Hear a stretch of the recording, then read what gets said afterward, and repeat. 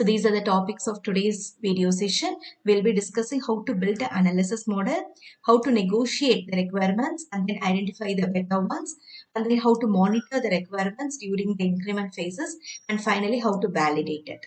So after these four phases are over, we could say that our software requirement specification is freezed, and then we can proceed with the next steps of software development lifecycle.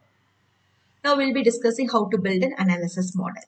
So analysis model is nothing but a model that is a diagrammatic representation of the requirements. So we will be picturizing the requirements and show how this particular requirements will be visually look like. So it provides a description of the required informational, functional and behavioral domains of the computer-based system that we are developing now. Analysis model usually welcome changes. That is, initially the model is very simple enough. That is, it is going to illustrate only the core functionality. But as the system learns more, that is during the next coming increments, the changes are incorporated and finally the analysis model will be a full-fledged model which is going to say the diagrammatic representation of the complete requirements of the software that is being developed. Next topic is the elements of the analysis model. So analysis model can be built by means of scenario-based elements or class-based elements and also behavioral elements. First, we'll be discussing about scenario-based elements. So this picture clearly says the UML diagram of how the analysis model is developed based on scenario-based elements. So the first concept is elicit the requirements, that is gather the requirements by means of conducting meeting, making list of functions and classes, making a list of constraints, and then identifying the prioritization. If you have priority for certain elements, that is by using the QFT, which we have discussed in the last class, then we can prioritize the elements. Else, informally, you can prioritize the elements and based on which you are going to develop the use cases. So, during the development of use case, you have to draw the use case diagram by identifying the actors, writing a scenario, and completing the template. So, this is called a scenario-based elements, which is going to describe the elements and user's point of view.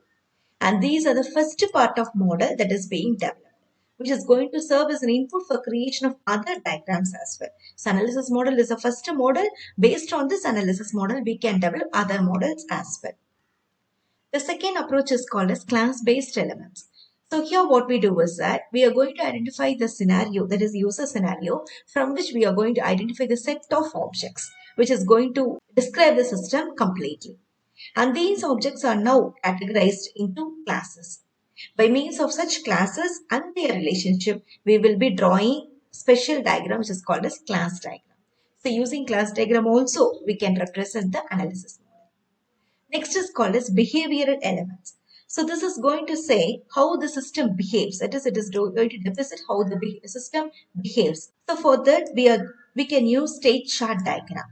So the notations of all these diagrams such as state chart diagram, class diagram, use case diagram, etc. So those things we'll be learning in the next coming units. Next is called as analysis patterns. So patterns are already proven solutions. So if for example for any problem, if we have already proven solution, we can take up that for the next coming problem which is similar to that of the current problem. Certain problems reoccur across the projects with a specific application domain. So for such reoccurring problem, we can use already proven solutions. So these particular solutions are documented in a special template called as analysis pattern. So these patterns are just solution, for example, classes, functions, behaviors, etc. within the application domain that can be reused.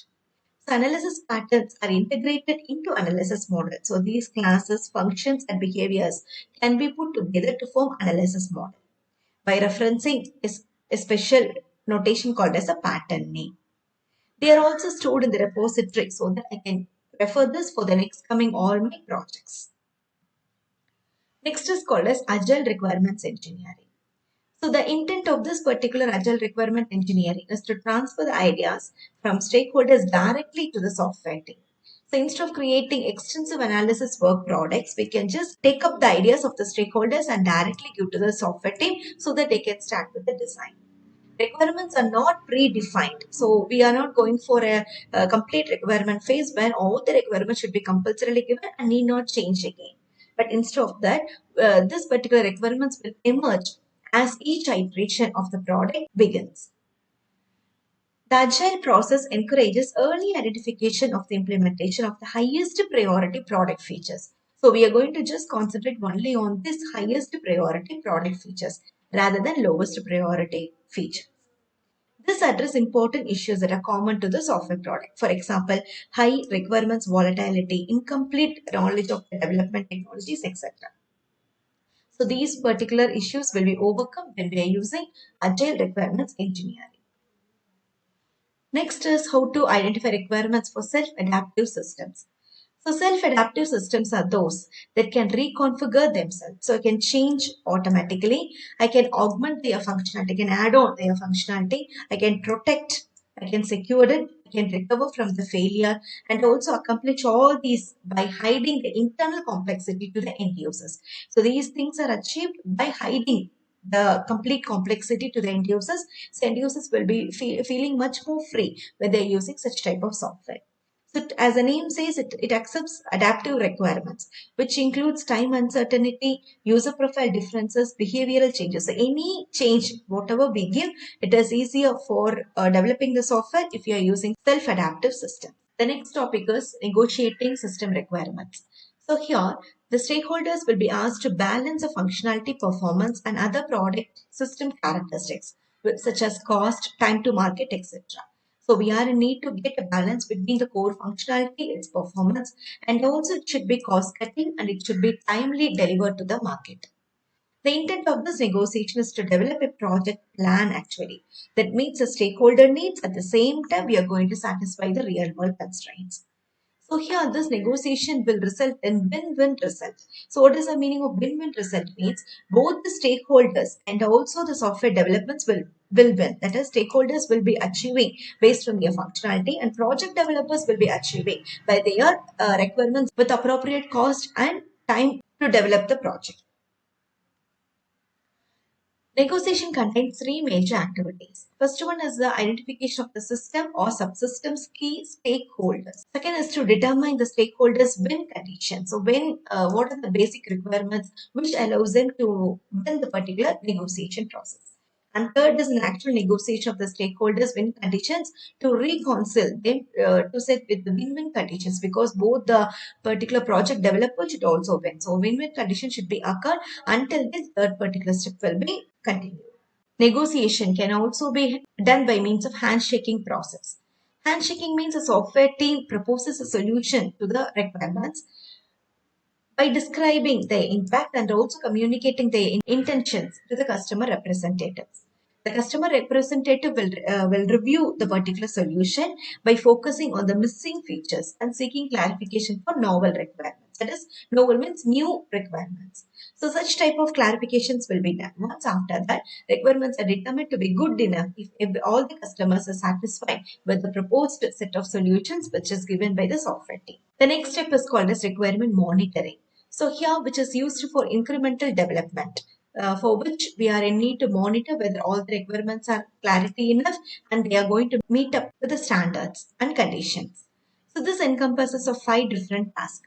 First one is called as distributed debug. This is to uncover errors and determines their cause for the error. Runtime verification. So this determines whether the software matches the software requirement specification, which is the first output of the previous phase. And third is called as requirement validation. This is going to assess whether the evolving software meets the user goals. So the students remember there is a key difference between verification and validation. Verification is used to check whether the product which is developed meets with the requirement specification.